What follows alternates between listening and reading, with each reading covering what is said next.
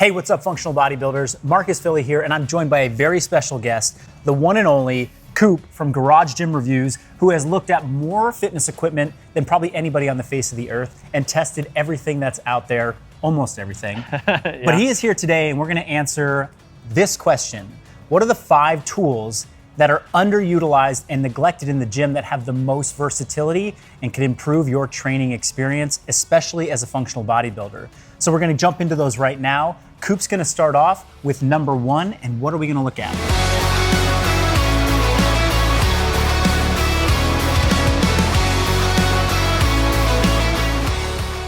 Hey, this video is brought to you today by my friends at LMNT. LMNT is a tasty electrolyte mix with everything you need and nothing you don't. That means lots of salt and no sugar. LMNT was formulated to help anyone with their electrolyte needs and is perfectly suited to folks following keto, low carb, or paleo diets. LMNT contains a science-backed electrolyte ratio of 1,000 milligrams of sodium, 200 milligrams of potassium, and 60 milligrams of magnesium per packet. The perfect ratio I have found for me. What I love the most is that there's no junk, no sugar, no coloring, no artificial ingredients, no gluten, no fillers, no BS. As a member of our community, LMNT has a very special offer for you. You can claim your free LMNT sample pack simply by going over to the website drinklmnt.com/MarcusPhilly to get yours. And if you're wondering what my favorite flavor is, raspberry salt mixed with some ice water is delicious. I hope you enjoy.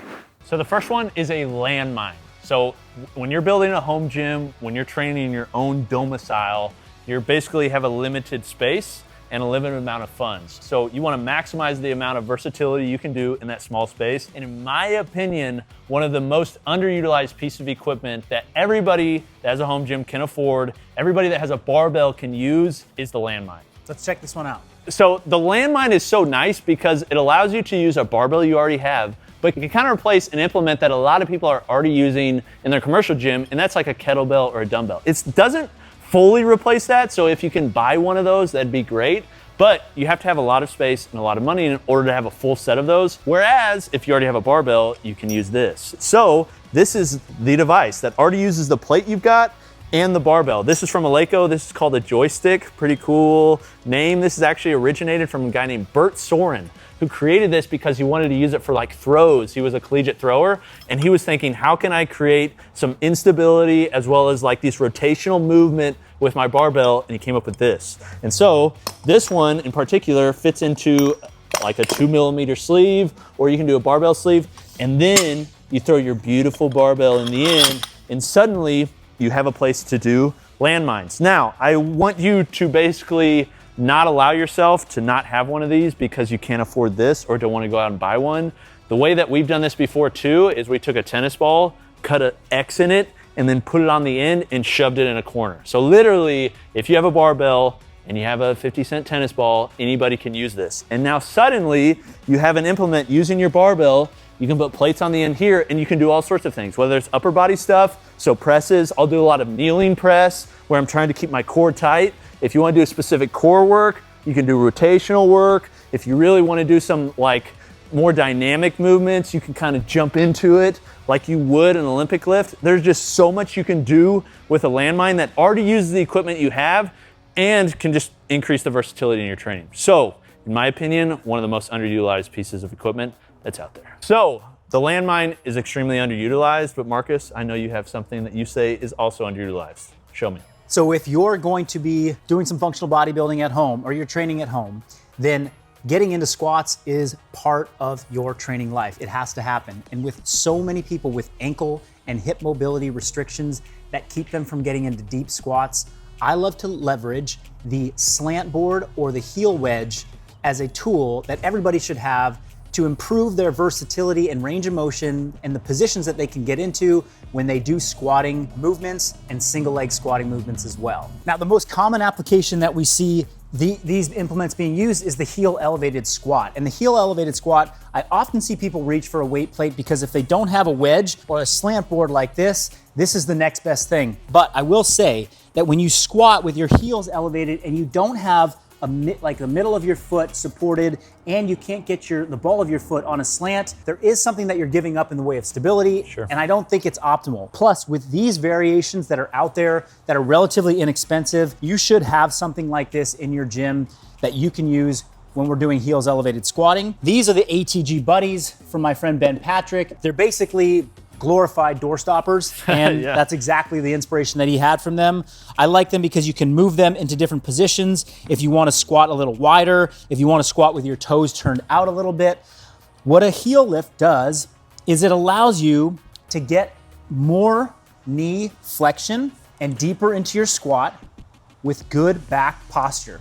I can sit in this position and I'm not restricted by my ankles, which I can still sit in the bottom of my squat, but not as comfortably. This allows me a bit more upright position.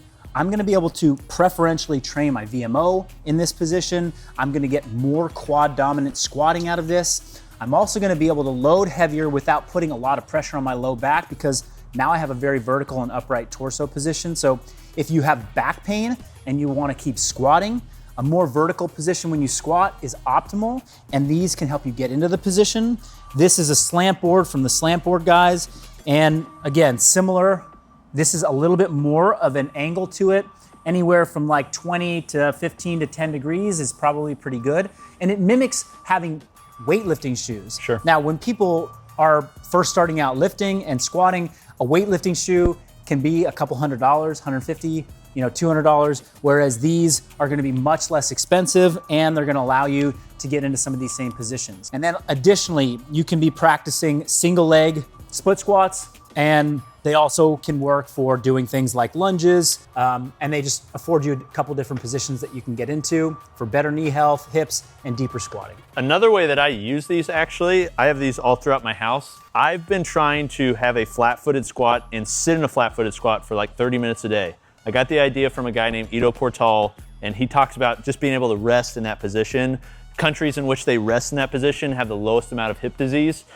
So I played hockey all growing up. I have bad ankles. It's just difficult for me to get in that position. So in order for me to get to that position, I started with a high slant board, and over time I've just reduced it to where now I sit in a 30-minute squat with a 10-degree slant, and I'll just sit in there and just like on my phone or whatever. It's just a comfortable position now. And I think that is an underrated way to use these, because you don't just have to use them in training, you can also just use them in your daily life. That's a great point. So get yourself some ATG Buddies, a wedge, slant board, and if you don't have it, you can still use a plate, but it's not optimal for when you're gonna be doing loaded squatting or when you wanna get into those long extended squat periods during your day to work your hips and your knees and keep them healthy and strong.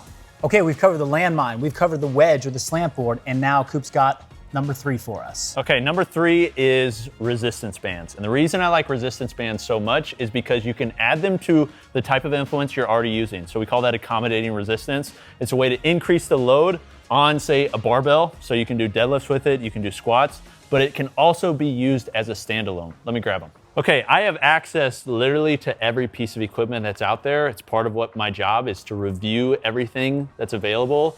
I will say there is few training sessions where I'm not using resistance bands in some way, whether that's to support me. Right now I'm trying to do, or I have been trying to do, bodyweight Nordic. I was recently able to get one, and one of the ways that I was able to do this, and I know Marcus did this as well, was I used bands. I'm also trying to do a one-arm pull-up.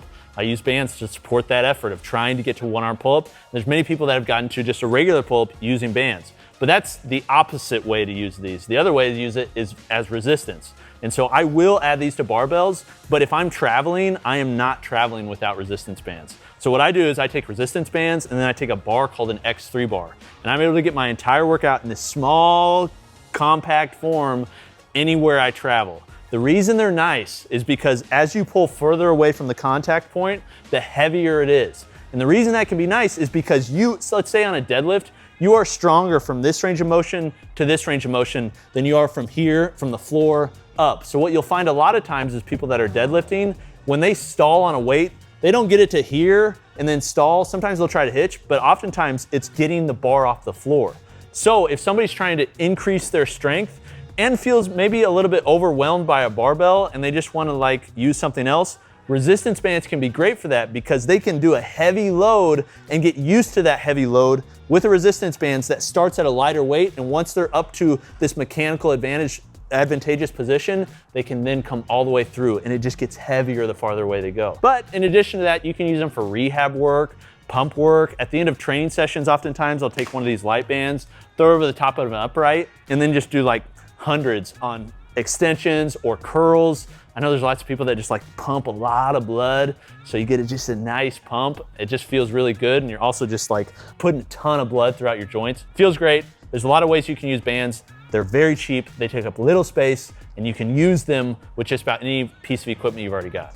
And one other way that we love to use them, so you touched on added resistance and then supporting your body weight, in gymnastics movements. Yep. The other thing that a lot of functional bodybuilders, people on our programs will see is we do reactive neuromuscular training with it. So let's say you're doing, and I can show you really quickly over here on this post, but if you're learning how to do a split squat and you want to teach your brain how to include or to use a certain group of muscles that might otherwise you might not be able to make a good brain, mind muscle connection with. You could put a little bit of tension on a joint like this. And so that band wants my knee to come in.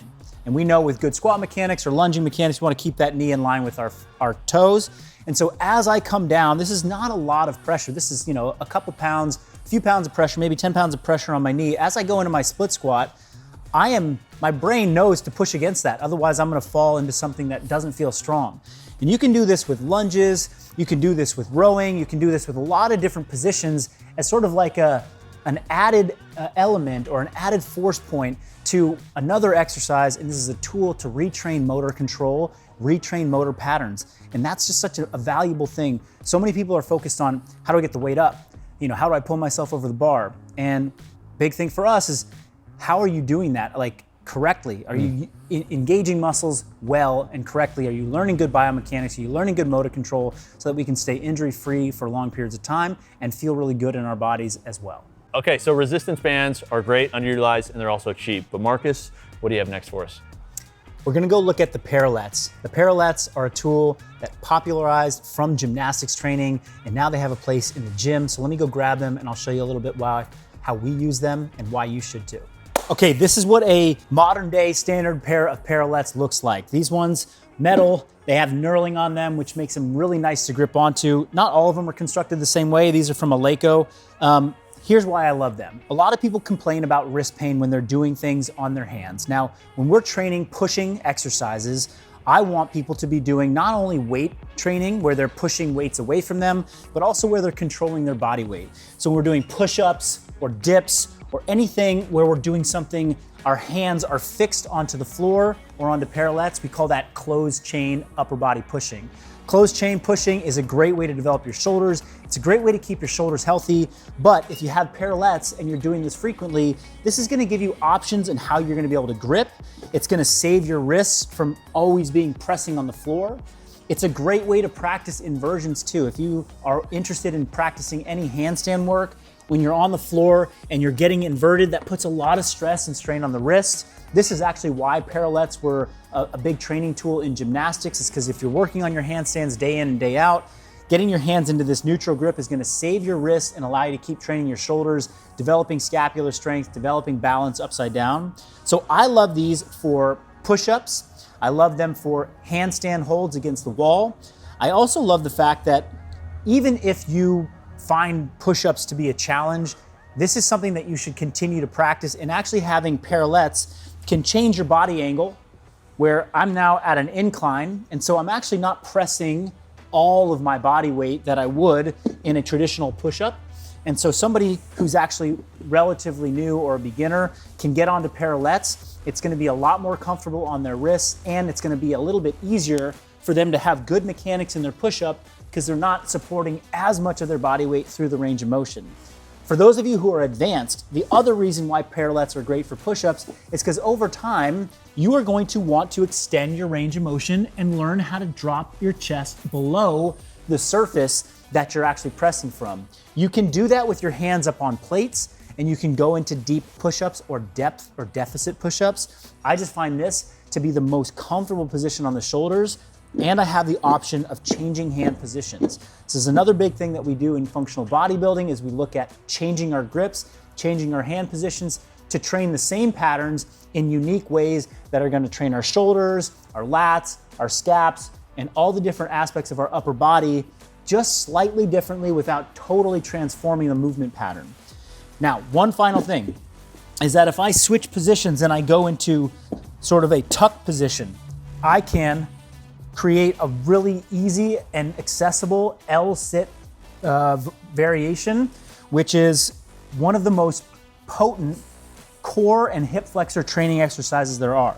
Now, almost anybody can get into this, and if you need to, you can always prop these things up a little bit higher onto a plate, but a parallette tuck sit like this, which is it can be done with one leg, it can be done with the other, it can be done with both, and it can be done with legs straight.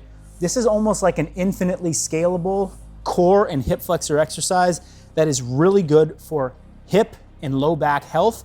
If you have any issues in those areas, it's a great way to develop your anterior core strength just with the same tool. And I actually forgot to mention this last one.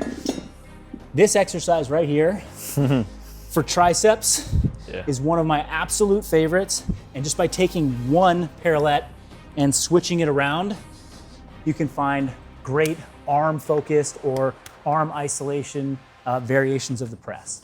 And the fifth and final implement that we're gonna be covering is the sled. We both have something to say about this, but Coop, why don't you go ahead and start? So sleds can be difficult in a garage gym, and here's why. You have to go outside, you have to take the thing outside, it can be heavy, you have to take the plates, it can be annoying.